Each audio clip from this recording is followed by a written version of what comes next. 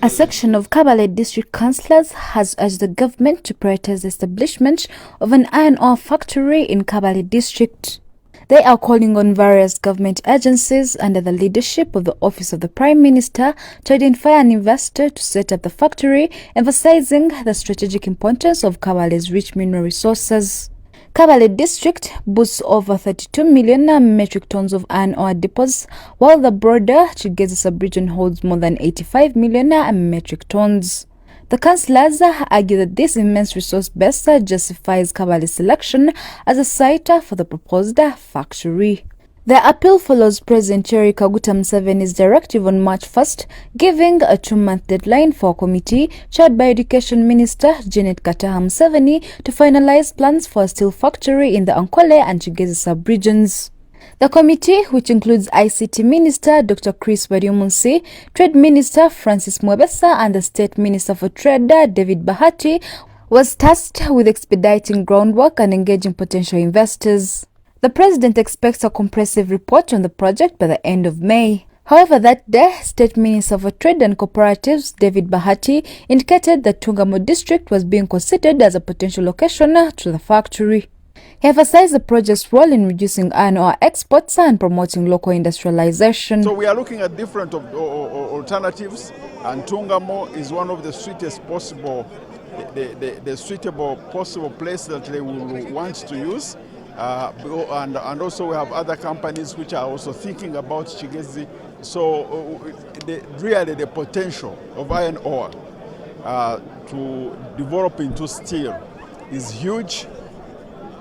And we are very excited about our import, substitution and export promotion strategy, which is now working. Because we have iron ore of around 312 million deposits in Kigezi, but we continue to import steel and steel works of around 1 billion. So this is the task we are on, to replace the 1 billion of steel and steel products that we're importing into the country. And during a recent Kabale District Council meeting at the district which held in Makanga, Central Division, Kabale Municipality, several councillors expressed concerns over the possibility of the factory being established outside Kabale. Honorable Champion Becker, LC5 councillor for Kaonja sub-county, argued that the abundance of iron ore in Kigezi, particularly in Kabale, make it the most suitable location. As the Kabale district, our prayer is that the relevant government agents, under the stewardship of the Office of Prime Minister, identify the viable investor to come and set up a factory in Kabale as a priority. Reason why we should be given a priority, actually not only priority, but also attention, is that Kabale itself, as a district, we have around 32 million metric tons of iron ore deposit, making 85 million metric tons of iron ore in Kigezi.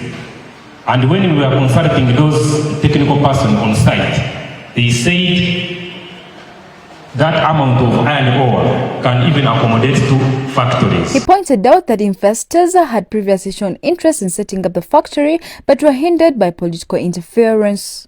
He added that some of the investors currently operating the district also have the capacity to establish the factory.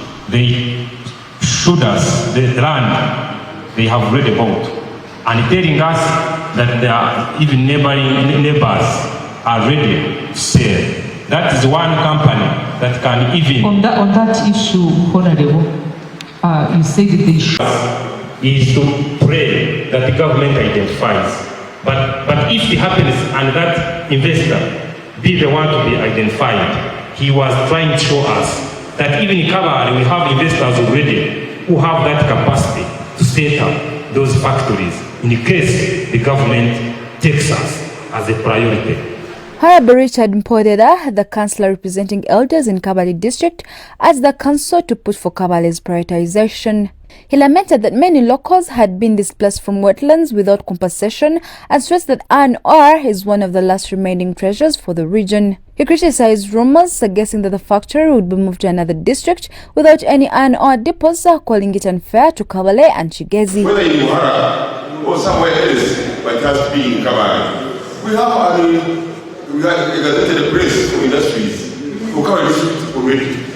So if there is another land in Muhara, it's a problem. But my interest is, let us approve this recommendation to have a factory in Kabale. You know, Kabale people and Kigezi, we had our revenue like more than 40% on wetlands. Government assists us from there, no compensation. The only thing we have now is this iron ore. And I have heard that it's also being taken away to have a factory from somewhere else.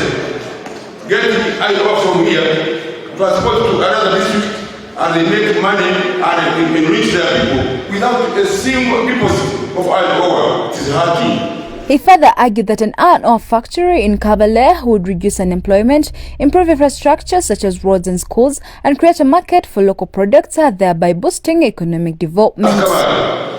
If we have a factory, we can employ, it can employ as many as 10,000. We can't fail to raise 400 people from Kabale and this is Rwanda, Chiga working there.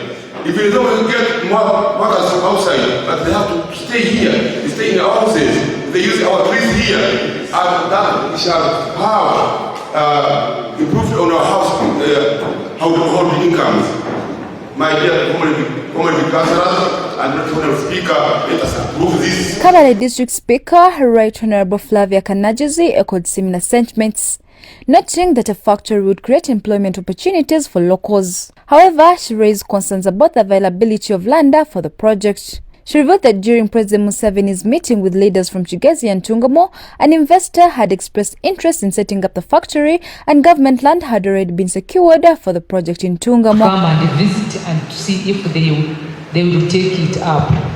Because of recent, we were in Tungamo and there was an investor who picked interest in starting up a factory, and for them they had already identified the area, government land, and where to build trees, because he will be using charcoal to melt whatever and to do whatever he wants to. The steel factory is part of the government's broader strategy to promote industrialization and economic growth in the region. In 2021, the government suspended the mining and export of raw iron ore, requiring local miners to sell to Tororo National Cement Company, which then exports the minerals to Kenya's Devaki Group. Currently, 90% of Ugandan mined iron ore is transported to Kenya, a situation the government aims to reverse through value addition. With the President's directive in the place, stakeholders are expected to accelerate efforts to establish a state-of-the-art steel plant, ensuring that Uganda maximizes the economic benefits of its mineral resources. Story by Marami Shimwe and Nobandia Mhachi for Kigezi Television.